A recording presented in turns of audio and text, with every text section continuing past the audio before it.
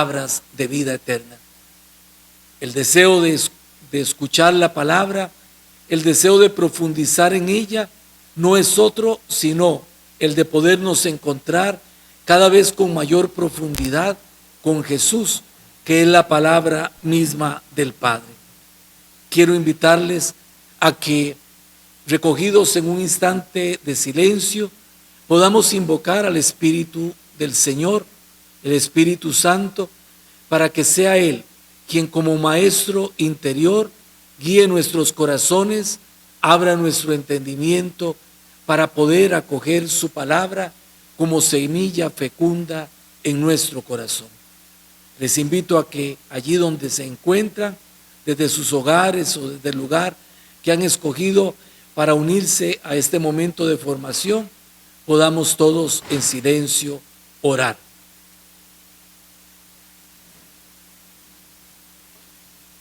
Señor Jesús, queremos pedirte el don de tu Espíritu, ese Espíritu que ha animado a la Iglesia en todo tiempo, que ha sido su fortaleza, su luz, su guía. Este Espíritu que desde el día de Pentecostés iluminó las mentes y fortaleció los corazones de los discípulos que ansiosos esperaban el cumplimiento de la promesa de Jesús. Envía, Señor, a nosotros ese Espíritu, Espíritu Señor y dador de vida, Espíritu Santo, Maestro interior, para que llenándonos de su presencia, para que inundándonos con su luz, Él, que es el autor primero de las Sagradas Escrituras, nos enseña a descubrir en ellas el camino por el cual, a través de Jesucristo, el Hijo de Dios vivo, podemos llegar al Padre. Regálanos tu Espíritu, Señor, y que Él nos abra a la acción de tu gracia y a todo aquello que en este espacio, en la escucha atenta de tu palabra, tú nos quieres dar. A ti el honor, el poder y la gloria por los siglos de los siglos. Amén. Quisiera que tuviéramos presente como motivación inicial una frase de San Hipólito, uno de los santos padres de la Iglesia que vivió entre el siglo II y el siglo III. San Hipólito nos dice: hay un único Dios, hermanos, que solo puede ser conocido a través de las Escrituras. Por ello debemos esforzarnos por penetrar en todas las cosas que nos anuncian las divinas Escrituras y procurar profundizar en lo que nos enseñan. En todo debemos proceder, no según nuestro arbitrio, ni según nuestros propios sentimientos, ni haciendo violencia a los deseos de Dios, sino según los caminos que el mismo Señor nos ha dado a conocer en las Sagradas Escrituras. Así, nos encontramos de frente a una palabra en la que el mismo Señor viene a nuestro encuentro. Una palabra que fundamentalmente es palabra que ilumina, es palabra que nos interpela, es una palabra que trae de parte de Dios a nosotros una luz que quiere iluminar toda nuestra existencia, que quiere hacernos percibir la voluntad del Señor frente a los desafíos que la realidad nos impone, ante los retos que afrontamos cada día en la cotidianidad de nuestra existencia. Es fundamental poder entender que la palabra de Dios no es un recetario, no es un libro en el cual podamos encontrar respuestas mágicas a nuestras inquietudes, a nuestros problemas, aquellas cosas que nos inquietan. Pero sí es una palabra que tiene una luz tan penetrante que puede, de la mano del mismo Señor, ayudarnos a descubrir caminos y fundamentalmente ayudarnos a descubrir nuestra historia. No obstante las circunstancias que podamos vivir en ella, como una historia en la que se construye salvación. Teniendo presente lo que esto significa, hemos de captar algo que es vital. Ninguna voz humana puede alcanzar al ser humano con la profundidad que le llega la palabra de Dios. Hoy escuchamos tantas palabras, nos vemos circundados por palabras que de modos diversos llegan a nosotros. Palabras que nos proponen unas cosas, otras cosas, unas respuestas u otras, pero ninguna de esas palabras, palabras humanas, tienen la fuerza de la palabra de Dios y con la cual el Señor mismo quiere iluminar nuestra vida.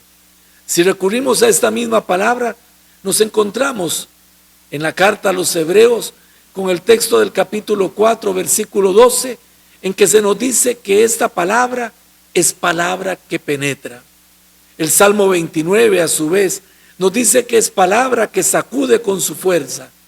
El libro de los Reyes nos dice que es palabra que nos acaricia en la ternura misma de Dios.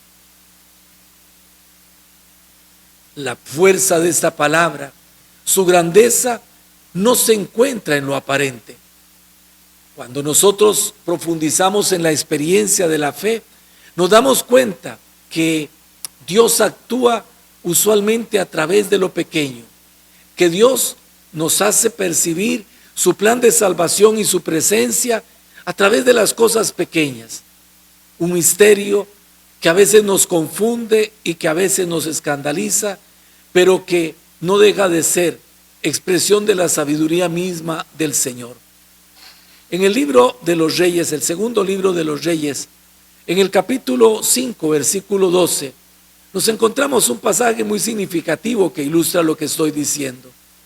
Naamán, un alto funcionario sirio que padecía de lepra, fue advertido de que buscara al profeta Eliseo y que podía tener la certeza de que el profeta le iba a ayudar a buscar una solución a su situación de salud. El general sirio acude al profeta y el profeta, aún sin recibirlo, le manda una indicación y le dice: mira, ve y báñate 7 veces en el río Jordán. De frente a esto, aquel general sirio reacciona sumamente enojado y reclama y le dice: pero si en Siria habían ríos, hay ríos mucho más caudalosos y grandes que el río Jordán, ¿por qué he venido hasta acá? Se siente ridiculizado, se siente como alguien a quien le han tomado el pelo y reacciona sumamente enojado y se devuelve a su tierra. Sin embargo, es advertido y le dicen: mira, si te hubieran pedido algo difícil, tal vez no te hubieras enojado tanto, pero te piden algo sumamente sencillo. ¿Qué pierdes con hacerlo? Y ante esas palabras, aquel general sirio se devuelve y se baña 7 veces en el Jordán, descubriendo después de esto que su piel está limpia como la piel de un niño. El río Jordán es un río insignificante y tenía razón Naamán, porque de frente a los grandes y caudalosos ríos de Siria, pues aquel río parece simple y sencillamente un juguete, algo insignificante, algo que pareciera no tener fuerza ni poder. Así es la palabra.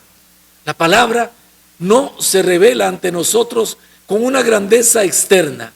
Su grandeza está en que ella es capaz de transmitir la fuerza de Dios, en que ella hace visible la presencia de Dios. Orígenes, uno de los padres de la iglesia que también vivió entre el siglo II y el siglo III, nos dice: ¿saben ustedes que suelen estar presentes en los misterios divinos, como cuando reciben el cuerpo de Cristo y lo conservan con toda cautela y veneración, para que no caiga la mínima parte de él, para que no se pierda nada del don consagrado? Ustedes se consideran culpables, y con razón, si por negligencia de ustedes cae una pequeña partícula de aquel pan consagrado.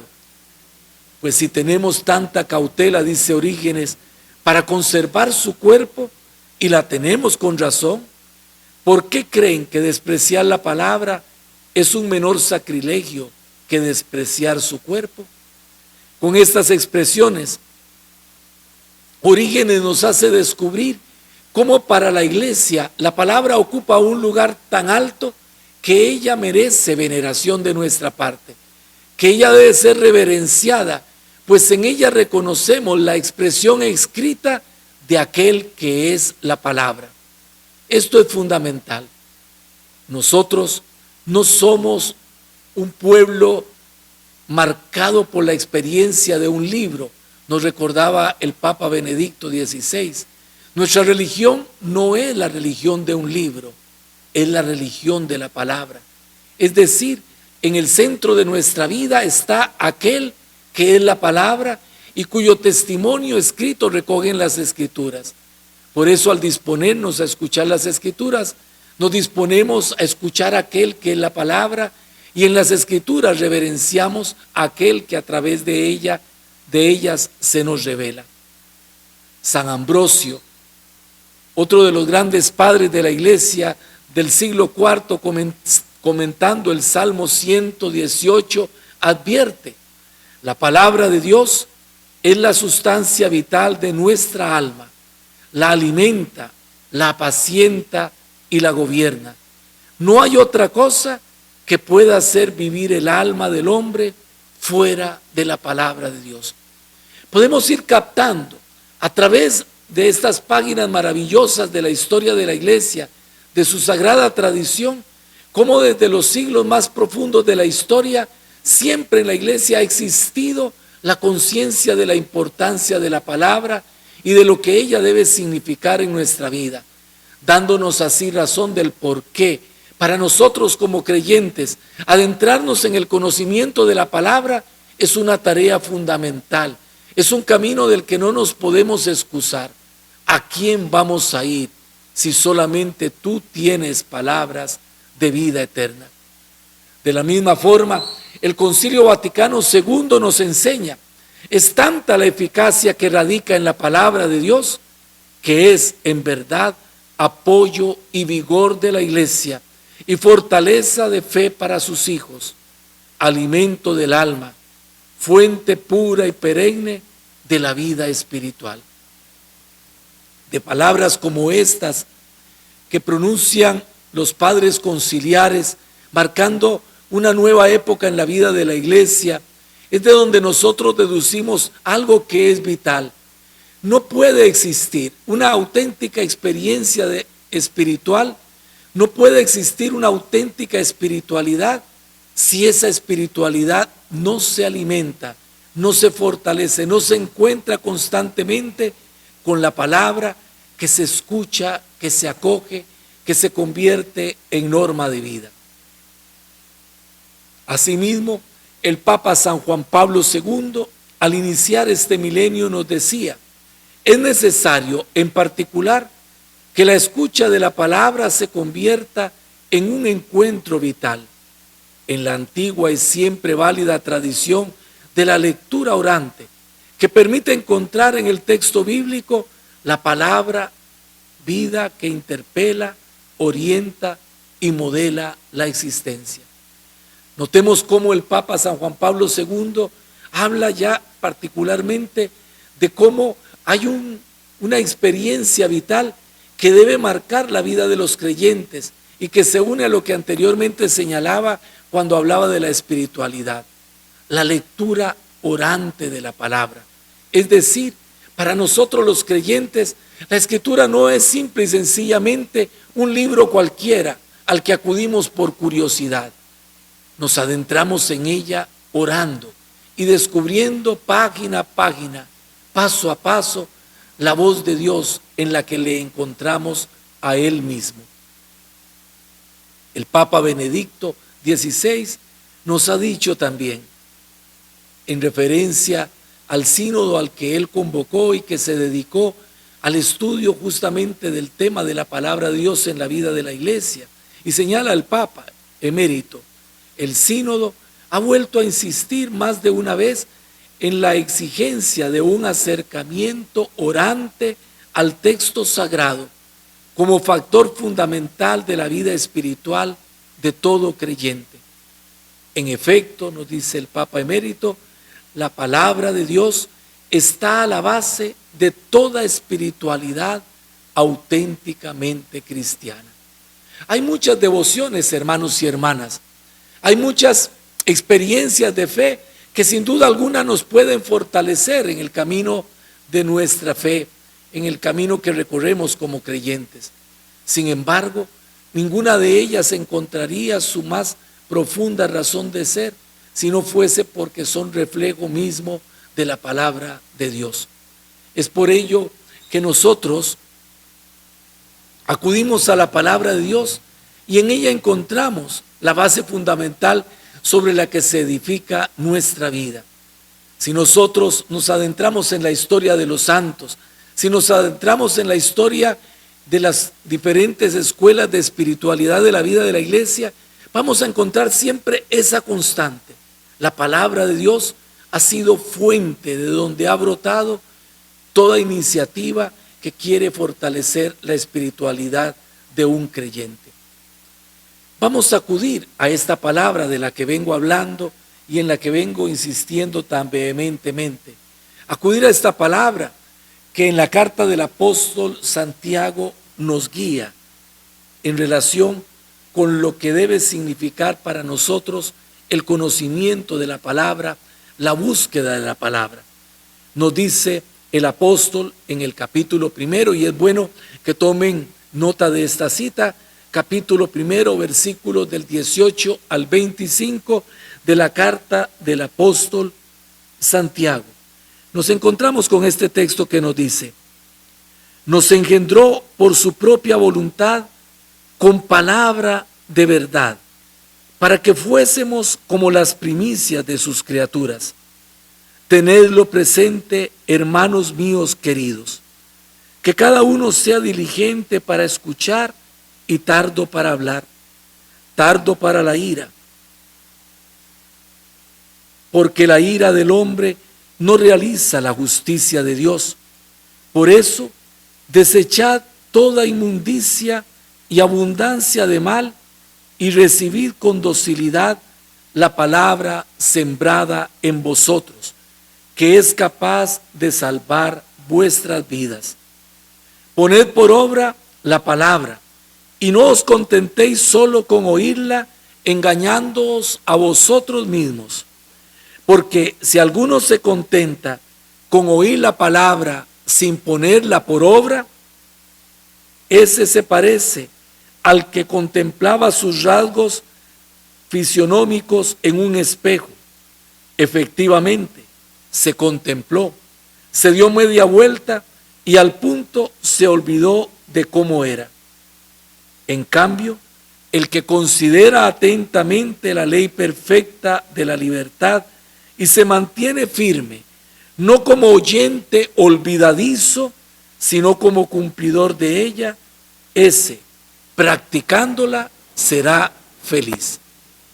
Este texto que les recomiendo releer una y otra vez en sus casas es el texto que va a marcar en este momento las orientaciones básicas que nos señalan de cómo debemos adentrarnos en la palabra de Dios. Es posible que no acabemos el tema en esta noche, porque mi intención no es cansarlos, pero sí por lo menos ir sembrando la inquietud de adentrarnos en la palabra y de amorizarnos con ella. El apóstol Santiago nos da 4 pautas. Nos vamos a detener en cada una de ellas, pero de momento miremoslas de una forma resumida. Primero, nos habla de la necesidad de limpiarnos para un encuentro con la palabra de Dios. Segundo, el acoger esa palabra.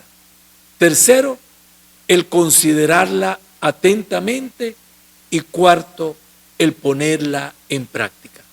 Cada uno de ustedes después puede señalar en su Biblia, señalar en alguna libretita de apuntes cuáles son los versículos a los que se refiere cada una de estas 4 pautas que el apóstol Santiago nos da y a las cuales nos vamos a dedicar a partir de este momento, tomándolas una por una hasta donde el tiempo del que disponemos nos lo permita. Lo primero, la palabra de Dios en el apóstol Santiago habla de la necesidad de limpiarse. hay necesidad de una preparación para acoger, para escuchar, para dejar que la semilla de la palabra sea fecunda en nosotros. Es necesario preparar el corazón. Y tengamos en cuenta algunos elementos fundamentales. Uno de ellos, y lo dice directamente el apóstol Santiago, es purificarse de las intenciones malsanas. Se usa acá una imagen muy particular de la Escritura, que es el depurarse de la corrupción. ¿Qué intenciones podríamos señalar? Por ejemplo, la de querer buscar en la Sagrada Escritura fórmulas mágicas. A eso me refería anteriormente cuando decía que algunos quizá creen que la Sagrada Escritura es como una especie de recetario que yo puedo abrir en cualquier lugar y entonces que me voy a encontrar una solución mágica, una receta mágica para tal o cual cosa. Incluso yo me he encontrado algunos materiales que dice, para tal cosa busca tal texto, para tal otra busca tal otro texto. Eso es convertir la palabra de Dios en una especie de recetario mágico en el cual yo voy a encontrar fórmulas para mi vida. Ojo, pero no me van a permitir encontrarme con aquel que es la palabra. Una segunda intención, no del todo recta, es acercarme a la palabra queriendo escuchar lo que yo quiero escuchar. Porque cuando ya yo la determino esa palabra, cuando ya yo la predispongo a que ella me diga lo que yo quiero escuchar, ya yo no estoy abierto a lo que Dios me quiera decir. Yo no puedo acercarme a esa palabra de Dios con esa intención un tanto torcida, un tanto oscura. No puedo acercarme a la palabra de Dios queriendo oír en ella lo que yo quiero, encontrar en ella la justificación que quiero encontrar para una situación o para otra situación, para actuar de una forma o actuar de otra. Una tercera intención que puede estar en nosotros puede ser aquella de buscar encontrar justificaciones o aplicaciones de acuerdo a mis intereses. Se me ocurre pensar en algo, como cuando agarramos un texto para decirle a otra persona lo que nosotros queremos decirle, como queriendo justificar en la palabra lo que yo estoy queriendo decirle a esta persona y usándola como un instrumento que pongo al servicio de mi voluntad, pero no al servicio de la escucha de la palabra de Dios.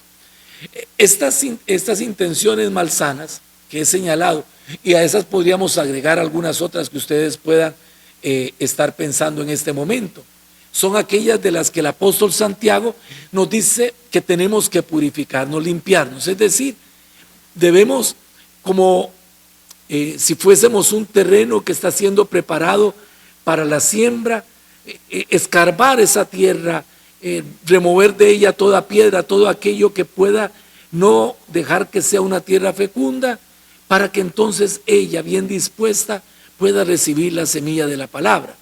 Por eso invocábamos al Espíritu de Dios, y esto debe ser siempre algo que hagamos a la hora de estudiar la Sagrada Escritura, de escuchar la Sagrada Escritura, invocar al Espíritu de Dios para que sea Él como maestro que nos disponga a escuchar la Sagrada Escritura.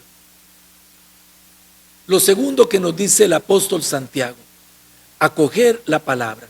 Hemos podido nosotros notar cómo en el texto, en el trasfondo del texto, se habla de sembrar la palabra. Y cuando se habla de sembrar la palabra, se está pensando en la palabra como una semilla. Eso hace que nosotros de inmediato evoquemos aquella parábola que el Evangelio nos presenta, en la que se nos habla de la palabra justamente como una semilla que el sembrador sale a sembrar. Todos recordamos ese pasaje tan hermoso de la Escritura. El sembrador sale a sembrar y la semilla cae, una a la orilla del camino, los pájaros se la comen, otra cae entre espinos y los espinos la ahogan, otra cae entre piedras y no permiten su crecimiento, y otra cae en una tierra fecunda. Acá el apóstol Santiago, al hablar de semilla, de palabra que se siembra, está teniendo como trasfondo esta imagen del sembrador, y por lo tanto nos hace a nosotros pensar en esa actitud básica. Si nos comparamos con un terreno, debemos ser un terreno que acoja la palabra y que posibilite que esta palabra pueda ser semilla fecunda que produce fruto. El apóstol nos dice: reciban con docilidad la palabra sembrada en ustedes. Como les decía, la imagen evoca la parábola del sembrador, en la que la semilla es la palabra misma de Dios. Y como también he señalado, esta se convierte en una invitación a volvernos tierra fértil que acoge esta palabra con un corazón bien dispuesto y la retiene y da fruto gracias a la perseverancia, como nos dice el evangelista San Lucas. Reciban con docilidad la palabra sembrada en ustedes. Habla el apóstol Santiago de una disponibilidad, y esa disponibilidad nos hace pensar de inmediato en la Santísima Virgen María. Recordemos aquel pasaje tan hermoso, conocido de todos, en que se nos describe el misterio de la anunciación. El ángel llega a anunciarle a María que Dios quiere, en su designio de salvación, hacer de ella morada en la que su Hijo pueda encarnarse. María escucha, María dialoga con el ángel, María pregunta al ángel, y María termina diciendo: hágase en mí según tu palabra, según su palabra. Es decir, hay una disponibilidad completa. María acoge la palabra y la palabra se hace fecunda en ella. Acoge a aquel que es la palabra y por la fe merece engendrar al que es la palabra, para que en la plenitud de los tiempos pueda nacer de sus entrañas purísimas.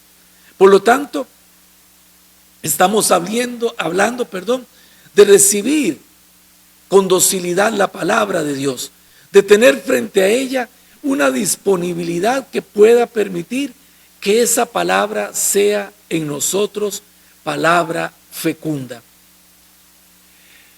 Eso nos hace también considerar que hay modos diferentes de acercamiento a esa palabra, teniendo presente esta disponibilidad, teniendo presente esta docilidad a la palabra. Hay formas diferentes de acercarnos a esa palabra. Una de esas formas, uno de esos modos, es la lectura personal, es decir, aquella lectura que nosotros hacemos y por la cual cada uno de nosotros se alimenta de lo que Dios mismo le está diciendo. Otro modo, un modo de una importancia vital en nuestra vida de iglesia, la liturgia. La liturgia de la iglesia es rica en la escucha de la palabra. No hay celebración en la vida de la iglesia, por más pequeña que ésta sea, por más sencilla que pueda presentarse ante nosotros, que no sea una celebración en la cual la iglesia no abra las páginas de la Escritura Santa para hacernos escuchar la palabra de Dios. Otro de los modos de acercamiento a esta palabra está en el estudio sistemático que de ella podamos tener. Es decir, cuando nos dedicamos, y es un poco la intención de este espacio que vamos a seguir teniendo cada miércoles a la misma hora y por estos mismos medios, cuando nos acercamos a esa palabra, dándonos la oportunidad de irla estudiando de una forma sistemática, progresiva, permanente, que nos damos la oportunidad de entender que la palabra de Dios no es como una pastilla que nos podamos tomar en un solo momento, sino que es algo tan denso que nos permite ir haciendo un camino de crecimiento paulatino que hace posible que vayamos conociéndola, adentrándonos en ella, descubriendo siempre la riqueza inagotable que tiene y que es el mismo corazón de Dios que nos habla constantemente. Un cuarto modo de acercamiento está en la investigación científica. Sabemos que hay quienes se dedican de una forma muy esmerada y a través de la ayuda de las ciencias humanas se dedican al estudio de la palabra para facilitarnos a nosotros los que no podemos, tener ese estudio científico, que podamos recibir los frutos de la investigación que ellos hacen. Tenemos que saber que un estudio serio de la Sagrada Escritura no improvisa lo que la Escritura puede decir. los estudiosos recurren a las ciencias lingüísticas, acuden a la arqueología, a la paleontología y a otra serie de ciencias a través de las cuales se va enriqueciendo la comprensión de la palabra y que les permite a ellos darnos de alguna forma este alimento ya más digerido, de tal forma que nosotros podamos tomarlo y enriquecernos con él. Estos son modos de acercamiento a la Sagrada Escritura que deben estar marcados por las actitudes que anteriormente señalé. La Iglesia recomienda insistentemente a todos los fieles, por ello, la lectura asidua de la Escritura para que adquiera, óiganlo bien, la ciencia suprema de Jesucristo. Así lo dice el apóstol San Pablo en la carta a los Filipenses. Pues desconocer la Escritura, citando a San Jerónimo, es desconocer a Cristo mismo. Esto es fundamental. El apóstol San Pablo nos dice en la carta a los Filipenses, nos habla de la ciencia suprema de Jesucristo. Y al hablar de esta ciencia suprema, se refiere a aquella ciencia que adquirimos en el conocimiento de la palabra, a través de la cual conocemos a Jesucristo. Repito, San Jerónimo lo señala, por ello desconocer la Escritura es desconocer a Cristo. Y por esta razón, ninguno de nosotros como creyentes cristianos, como católicos, como hijos de la Iglesia que somos, puede dispensarse de aquellos medios que la misma Iglesia le ofrece para poder adentrarse en el conocimiento más profundo de la Sagrada Escritura. Hay que señalar que no dejan de haber riesgos que debemos tener presentes, riesgos que no son, digámoslo así, causa que nos deba intimidar y que nos deba alejar de la palabra, pero sí riesgos que debemos tener en cuenta para poder hacer una sana lectura de la Sagrada Escritura. Nuestro plan diocesano de pastoral, acá en la diócesis de Limón, justamente habla de la importancia de una lectura adecuada de la Sagrada Escritura, porque existen lecturas que no son adecuadas y que lo que hacen es distorsionar el mensaje de la palabra, que lo que hacen es falsearlo de su contenido vital. ¿Cuáles son los riesgos que se deben evitar? Uno, una lectura individualista del texto, es decir, encerrarme yo en el texto, haciendo de él una lectura en la que solo quepa yo. Ya no cabe ni siquiera el Espíritu, porque el Espíritu me abre a mí a la vida de la Iglesia. La palabra es puente de comunión, no es una palabra que me encierre a mí mismo, es una palabra que me va a llevar siempre al encuentro de los demás, que me va a llevar a fortalecer mi experiencia de iglesia, a vivir más intensamente mi vida como iglesia, y por lo tanto esa palabra es un puente que constantemente me está uniendo a los demás. Si yo pretendo hacer una lectura individualista de esa palabra, como les digo, creyéndome yo fuente de interpretación absoluta, interpretando en ella lo que se me ocurre, como se me ocurre, lo que a mí me dice, lo que mis sentimientos me llaman a decir que dice la palabra de Dios, estoy haciendo una lectura totalmente inadecuada. Estoy dejándome arrastrar por un riesgo que me va a llevar a falsear por completo el sentido de la Escritura, porque voy a terminar oyéndome yo mismo en ella y ya no escuchando a Dios que me habla. Otro de los riesgos que existen es el de convertir el texto bíblico en un objeto de análisis, quedarnos en las curiosidades intelectuales, solo mirando su dimensión humana sin la apertura necesaria, fundamental al espíritu. Atentos a esto. Yo puedo convertir el texto de la palabra de Dios en un texto común y corriente. Alguien no creyente podría tomar un texto de la Sagrada Escritura y lo podría estudiar, lo podría analizar, podría desmenuzarlo. Y sin embargo, aquella palabra terminaría no hablándole de Dios, sino hablando de cualquier otra cosa. Eso es importante subrayarlo. Es muy importante subrayarlo porque también nosotros a veces podemos tender a quedarnos en ciertos datos curiosos. que si este estaba acá, que si este estaba allá, que si era así, que si era asá, que por qué aquí, que por qué allá. Cito cosas que por lo menos muchas veces me han preguntado, bueno, pero si Adán y Eva eran solo dos, si tuvieron dos hijos, que eran Caín y Abel, ¿de dónde salieron los demás? ¿Por qué después en la escritura aparecen otras personas que no aparecen en el relato inicial? Y entonces comenzamos a perdernos en una maraña de elementos que no logramos conectar, porque nuestra actitud no es la actitud correcta. No podemos dejar de tener en cuenta que la escritura no es un libro de ciencia, no es un libro cualquiera, no es un libro de literatura, no es una novela, es un libro que transmite una experiencia religiosa y que desde esa experiencia religiosa debe ser leído.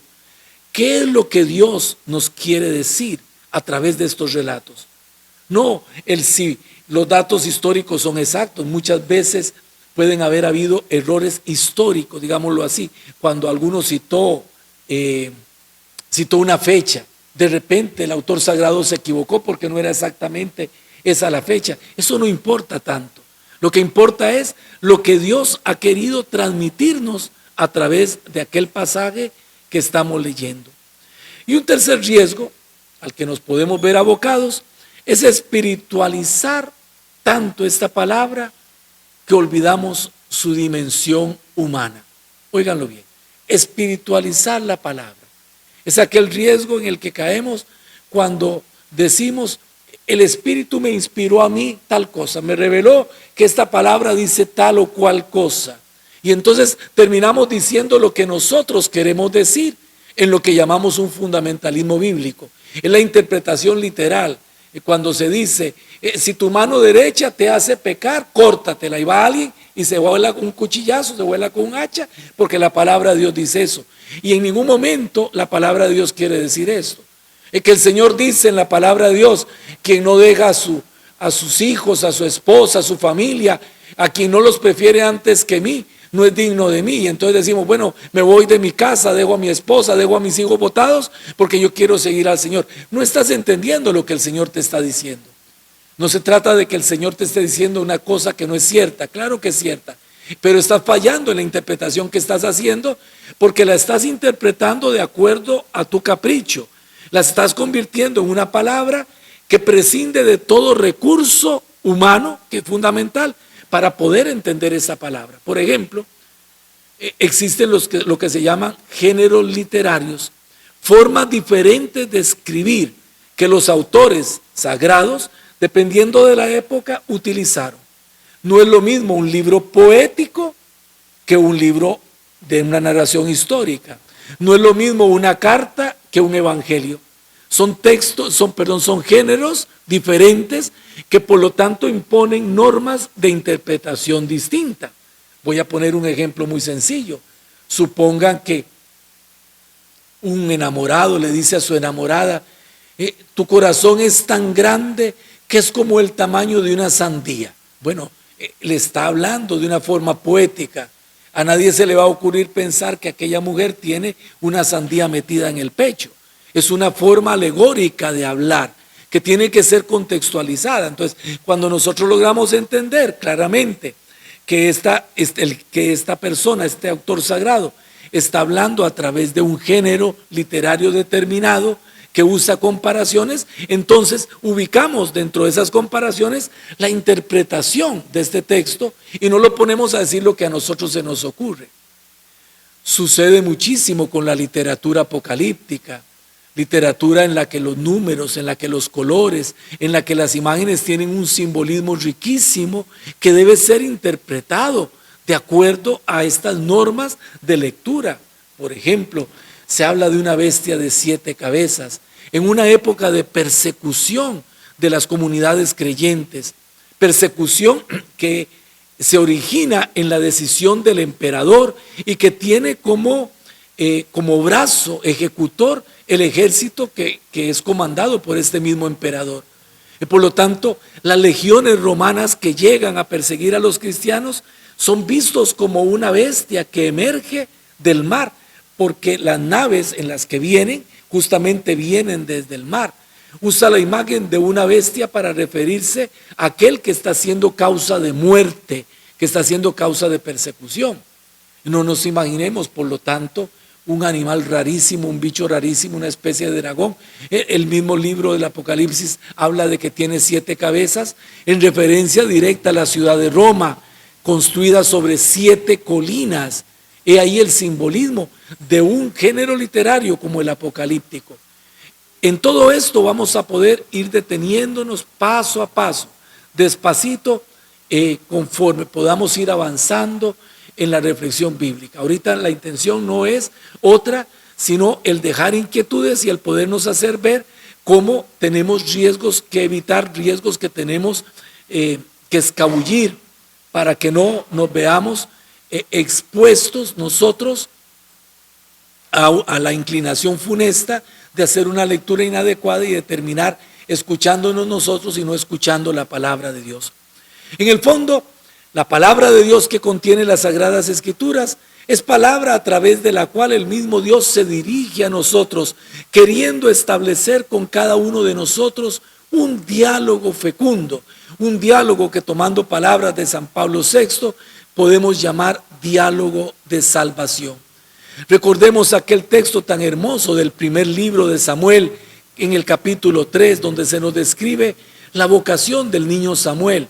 Este niño que vivía con el sacerdote Elí en el templo, dedicado al servicio del sacerdote, ayudándole al sacerdote. Y el niño escucha en la noche una voz que le llama: Samuel, Samuel, pensando que es Elí quien le llama. Acude a él y le dice: aquí vengo, ¿por qué me has llamado? El anciano le dice: no, yo no te he llamado, vuelve a acostarte. Y aquello se vuelve a repetir. A la tercera vez el anciano sacerdote comprende que es Dios quien llama al niño Samuel y le dice: si vuelves a escuchar la voz que te llama, responde: habla, Señor, que tu siervo escucha.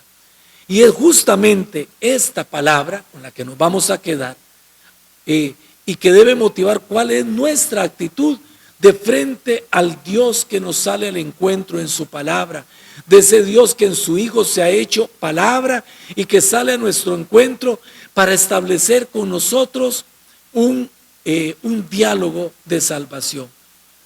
Hemos de decirle constantemente, una y otra vez: habla, Señor, que tu siervo te escucha.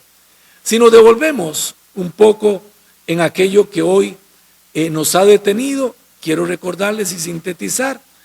Podemos acudir al apóstol Santiago. Les recuerdo el texto, capítulo 1, versículos del 18 al 25, para que lo lean, para que lo reflexionen. Este texto nos habla de 4 cosas. Una, de la predisposición, de la preparación para la escucha de la palabra de Dios, limpiarse para el encuentro con esta palabra. Nos habla de acoger esta palabra. En un tercer momento nos habla de considerar atentamente la palabra y de ponerla en práctica. Hoy hemos podido reflexionar sobre los 2 primeros puntos: el purificarnos para escuchar la palabra y el acoger esta palabra. Quedémonos con esos 2 puntos, reflexiónenlos y dentro de 8 días, si Dios lo permite, nuevamente volveremos nosotros a encontrarnos en este espacio de formación bíblica que seguiremos transmitiendo acá desde este pequeño estudio que Monseñor nos ha facilitado.